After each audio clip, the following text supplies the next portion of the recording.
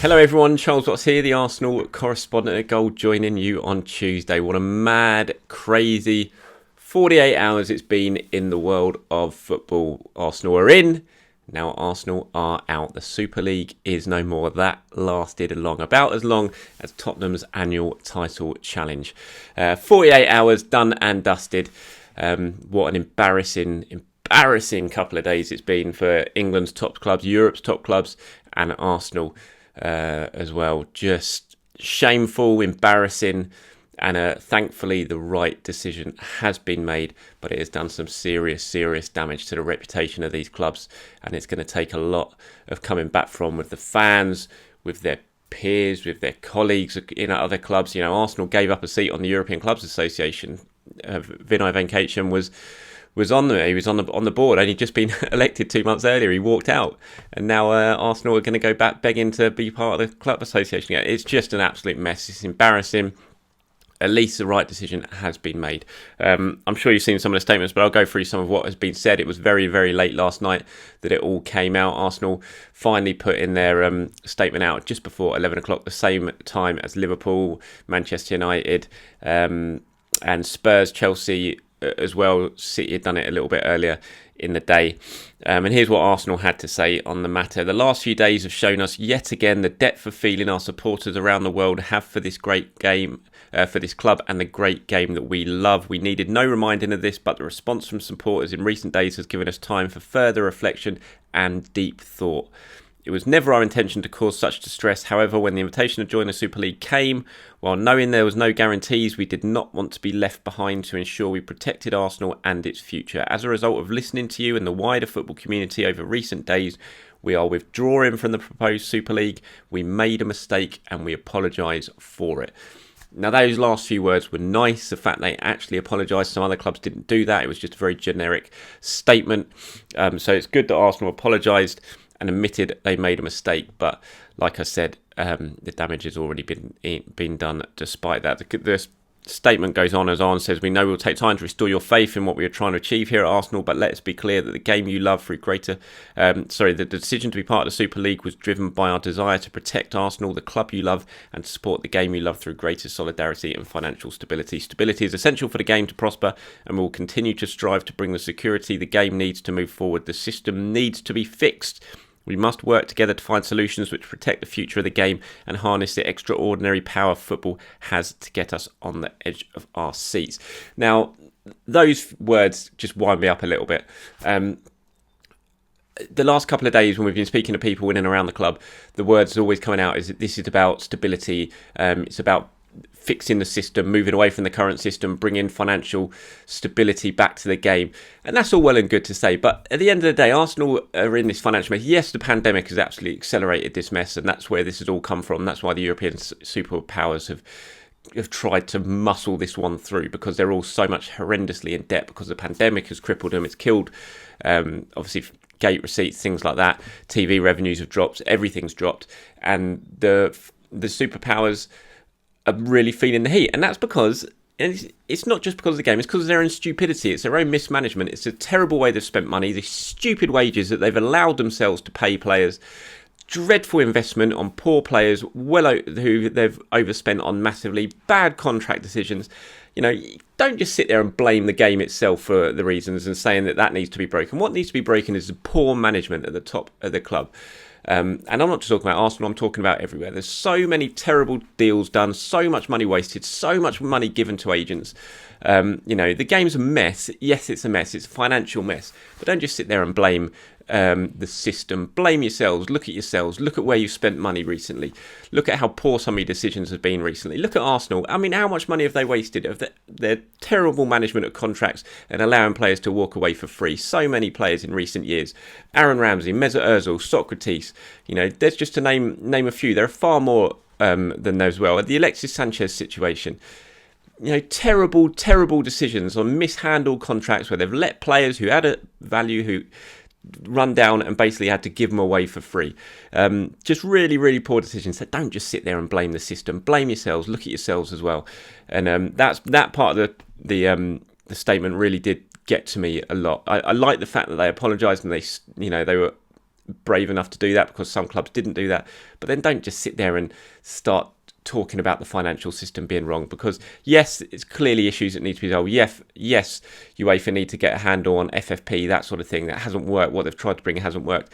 But don't take some responsibility for yourselves for the terrible decisions you've made. I mean, I know Ivan Gazidis isn't here. He's at AC Milan now, and he'll be absolutely fuming today that this is all fallen through, and that is fantastic news, because he deserves everything that he gets. Some of the decisions he made under his watch when he was in charge of Arsenal are absolutely scandalous, and Arsenal are still paying the price for it now. No surprise to see he's involved in all of this as well, so I really hope he's feeling very, very angry and upset this morning that it's all crashed down around his ankles. Just lastly on that statement as well from Arsenal, they said that finally, we know this has been hugely unsettling at the end of what has been an incredibly difficult year for us all. Our aim is always to make the right decisions for this great football club, to protect it for the future and to take it forward. We didn't make the right decision here, which we fully accept. We have heard you. Now, I'm sure they have heard them, but they're going to hear them. They're still going to continue to hear them, because, as I said, the damage has been done by this, and I will get to that in a little minute of this video. Now, obviously, the Super League have reacted. There's been lots of reaction around the football world. UEFA have reacted. Super League have reacted. Arsene Wenger's even reacted. This is a statement the European Super League put out. It said, the Super League is convinced that the current status quo of European football needs to change. We are proposing a new European competition because the existing system does not work.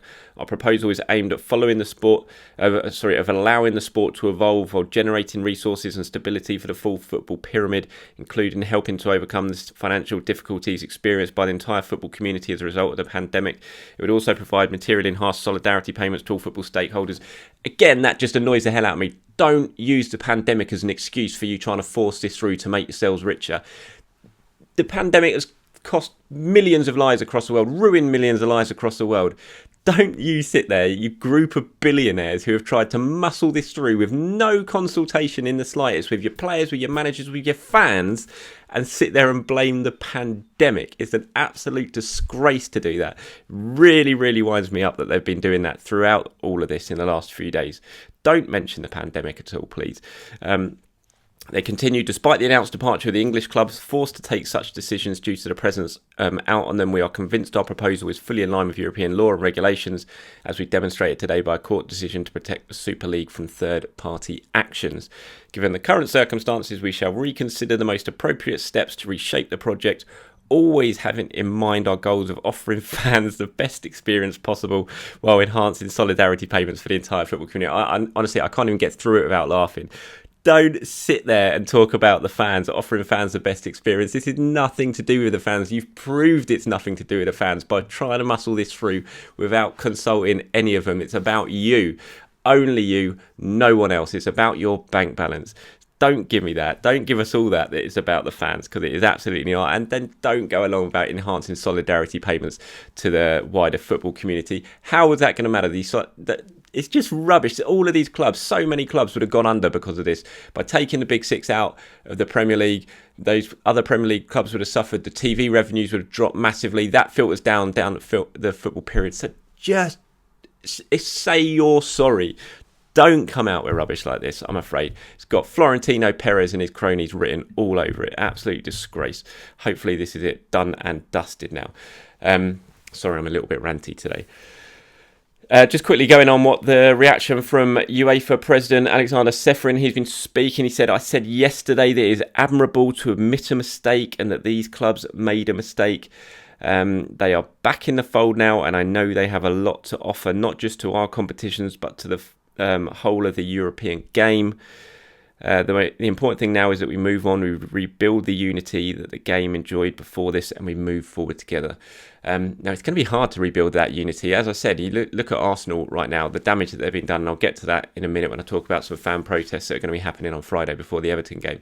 But then you look at just what they've done in terms of their power within European football. Like I said, Vinay Venkatesham, the Arsenal chief executive, did just been elected onto the European Clubs Association board, a powerful position there.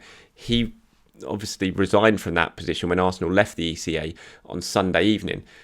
He's not going to get that back. And, what happens with Vinay now remains to be seen. We've seen Ed Woodward has resigned at Manchester United. It's going to be very interesting to see if Vinay manages to avoid a similar fate now, because these clubs, the Premier League clubs, the European clubs, they are not going to want to deal with these people who they feel led them down this route. And Ed Woodward certainly is absolutely heavily involved. Whether Vinay is quite so heavily involved, I doubt. Just from the times I spoke to him and the kind of guy I know that he is, I can't imagine he's the person who's been absolutely pushing this. Yes, it will be coming from Stan Kroenke and Josh Kroenke over in the Atlantic, other side of Atlantic, 100%. In terms of Vinay, I'm just not sure if he's going to be the person to do that. Ed Woodward, absolutely. But still, it's going to be interesting to see if Vinay can survive this, because he is going to be the man. He's the one that they know. The ECA are going to look at him and say, "We just elected you board. You walked out on us." The clubs in the Premier League are going to be sitting in these meetings, looking at these people, thinking, "You're the people that tried to split up the Premier League." Can they survive that? I'm not so sure. It'll be very interesting to see exactly what the fallout is over the coming days and weeks when it comes to these guys who are involved in these talks. Quickly, a little bit of a quote from Arsene Wenger, because it's always good to include Arsene Wenger in these things, because he does talk a lot of sense. We're talking last night to BN Sport about the collapse. He says, "I'm not surprised it didn't last long. I've never believed from the start it would happen. It ignored the basic principles of sporting merit. If you ignore that, you kill the domestic leads. Fans would never accept that, and rightly so." Well said, Arsene. I love that man. I fully admit that he needed to go, and Arsenal needed to move on from Arsene Wenger. But still, every time he opens his mouth, wise words comes out. If only there were more people in football like Arsene Wenger. Right, protests. Obviously, there was big protests planned by Arsenal fans ahead of the game against Everton at the Emirates on Friday. The game kicks off at 8. The protest was planned at 6. It was all going to be about the Super League. But that protest has not been cancelled. It's just been changed. And this is where I'm talking about the damage that has been done by Stan Kroenke and by Arsenal in this decision. It is not going away. They've stirred up a hornet's nest, and it is going to be very, very costly for them in the coming weeks. Now, it's going to be really interesting to see the numbers on this protest. It could end up being a bit of a perfect storm for Arsenal. The game's on a Friday night. The sun's going to be out during the day and into the late evening. It's at home. The TV cameras are there, and Arsenal fans have had all week to mobilise. They've seen what happened at Chelsea. They saw what happened at the Leeds-Liverpool game, and they saw the success that the protest had against Chelsea. They've got a couple more days to continue building this all up on social media. Feels like it could be a bit of a perfect storm for Arsenal in terms of the numbers at this protest on Friday. It's now a Kroenke Out protest. Obviously, the Super League bit as it's not going to be a Super League protest because there is no Super League anymore, but that's going to play a big part in it. But it's going to be very much a Kroenke Out. Kroenke Out was trending on Twitter from last night as soon as this all happened. Ian Wright was tweeting it. Really influential figures were tweeting it. Stan Kroenke, he was never popular before at Arsenal, but he just about quelled the unrest that had been creeping in, towards the end of the Wenger era, when we saw all the protests, the Kroenke Out protests, then that had all quietened down a little bit. But he has absolutely, this decision, without any consultation, just absolutely stirred up the hornet's nest once again. And on Friday night, it's going to be really interesting to see the numbers. I will be at the game. Unfortunately, I can't leave until 6 o'clock because my wife's working. The game's at 8 o'clock. It takes me about an hour and a bit to get out there. So God knows what it's going to be like by the time I get out there. I'll probably get stuck in the roads outside the stadium because of the size of the protest. But the fans are mobilising. You've seen it all on social media. This protest has not been called off in anything. If anything, it's generated more steam now because of what's happened and the fact that the focus is now directed solely on Stan Kroenke. Will Stan Kroenke ever get fed up and leave Arsenal? I don't know. The history suggests no, because he doesn't sell his franchises, his clubs. He never has done.